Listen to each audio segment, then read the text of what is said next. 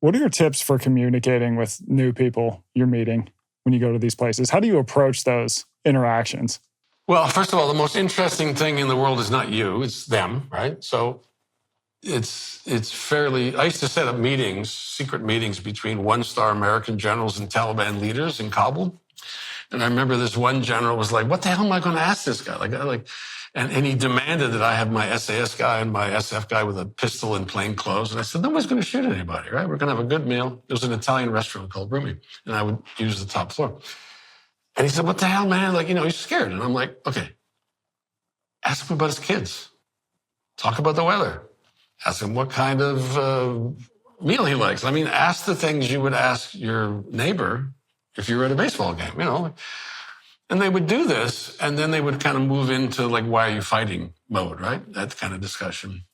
And they would come back saying, wow, I had no idea, of the history of this place, the view these people have of us. Yeah, they love Americans. They want to know why the hell you're shooting at them, because remember, you're the ones that helped them get rid of the Russians. You believe in God, pickup trucks and guns. You don't have a beard, but, the SF guys do. And they want to get rid of bad people, and you're supposed to be good people, but you're shooting at them. And they believe in God and all these. It's just bizarre, right? When you look at the context of some of these wars we fought. But it allows these people to go, I'm not afraid of the Taliban anymore. I get them. I get why they're doing what they're doing.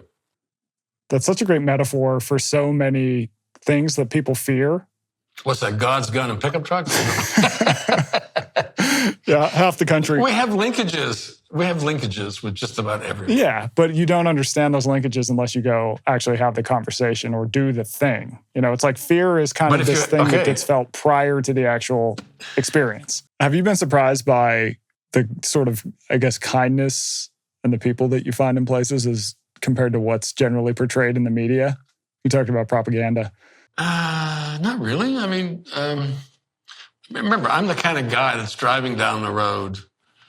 I think it was Ohio or something like that. And I saw this beautiful farmhouse on a hill, and this, the sky's that blue color. And they were the windows were on and they were yellow. And I'm like, I drove up the guy's driveway. I banged on the door and I said, I need to take pictures of your house. Jim, I said, oh, and he said, come on in, I said, no, I want to take pictures of yours right now because the light's fading. So when you're done, you come back in. And, they give me food and they talk to me. What you doing? And I send them pictures. Now, he thinks I'm a nice guy. I think he's a nice guy.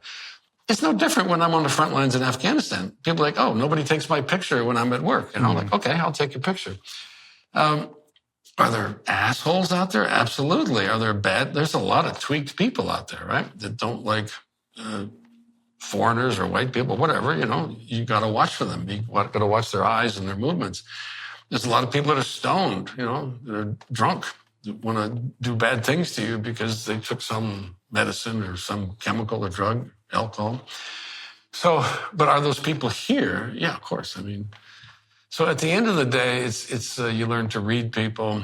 You learn to find those people that are nice to you, not trying to con you. And again, I've got a great BS filter. My whole life has been figuring out what's genuine and what's not. So maybe that's part of it. Is it something to sort of, should people sort of listen to those spidey senses, for a lack of a better term? Like if something feels off, it's listen to that? You're an animal. Yeah, of course, you're an animal, right? And animals only look forward. They don't look behind them or whatever. And I used to teach counter-surveillance to a special forces unit down here in San Diego, special operations unit.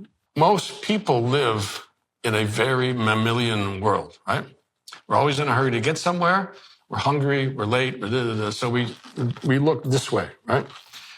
We don't have eyes on the side of our head, and we definitely don't have them in the back of our head. But if you stop and turn around and watch people coming at you, or go down a back alley, loop around and come back out and see who's still there, you start, figuring out the rhythm, right? And remember I was telling you about Bourbon Street, right? During Mardi Gras. It is an ecosystem, right? And in the age of the tech neck, or whatever you want to call it, where people are literally staring at their phones, looking around, oh my God, right? Yeah. So, yeah, I mean, I read a 1,000-page book on this stuff. And my podcast tries to gently back people into this world. And the podcast is basically the foundation for the next edition of the World's Most Dangerous Places.